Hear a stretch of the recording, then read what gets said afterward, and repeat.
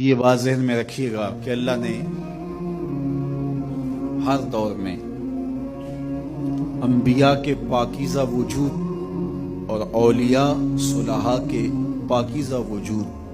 پیدا کیے،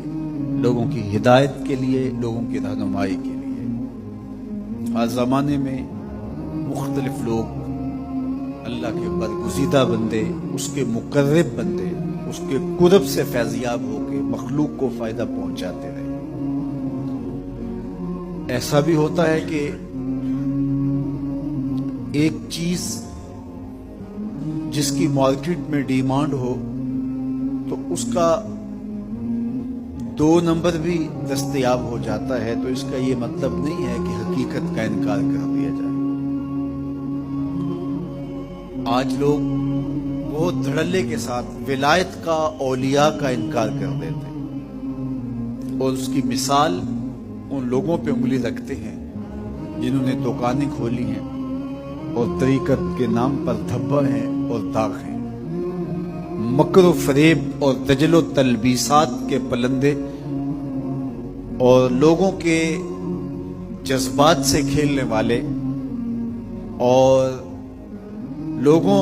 کے عقیدتوں کو سمیٹ کر کے اس کا دھندا کرنے والے لوگ اگرچہ موجود ہیں اور ہر دور میں موجود رہے ہیں، تو اس کا یہ مطلب نہیں ہے کہ حقیقت مفہوم۔ اگر کوئی جھوٹا مدعی نبوت ہو اور مختلف ادوار میں ہوئے بھی، تو کیا نبوت کی حقیقت کا انکار کر دیا جائے گا؟ تو جب جھوٹے مدعیان نبوت کی وجہ سے نبوت کی حقیقت کا انکار نہیں ہو سکتا، تو جھوٹے مدعیان ولایت کی وجہ سے ولایت کا بھی انکار نہیں ہو سکتا۔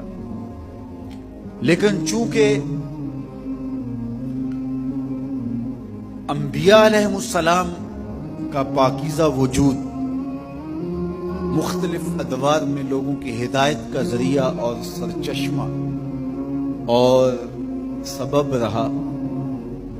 اور مختلف ادوار میں انبیاء علیہ السلام آتے رہے تا آنکہ میرے اور آپ کے آقا و مولا حضور ختم المرتبہ تشریف لائے۔ حضور کے بعد نبوت کا دروازہ بند کر دیا گیا، لیکن ولایت کا دروازہ بند نہیں ہوا تا آنکہ خاتم الاولیاء حضرت امام مہدی تشریف لائیں گے، اور ان کے بعد پھر جب کفر پھیلے گا اور پھر یہ دروازہ بند ہوگا۔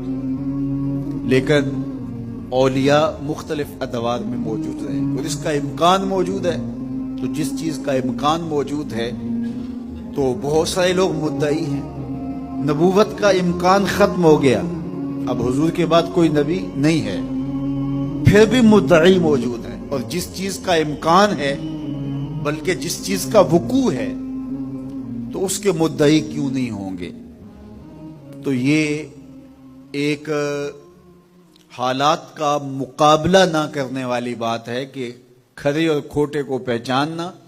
اچھے اور برے کی تمیز کرنا، اصل اور نقل کی شناخت کرنا،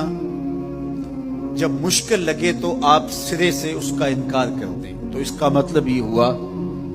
کہ ہم اپنے لیے ان پاکیزہ لوگوں کی ضرورت محسوس نہیں کرتے،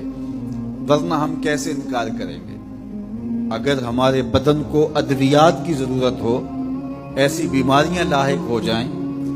اور مارکیٹ سے 2 نمبر ادویات بھی موجود ہوں اور 1 نمبر ادویات بھی ملتی ہوں، تو ہم تلاش کر کے 1 نمبر تک پہنچنے کی کوشش کرتے ہیں۔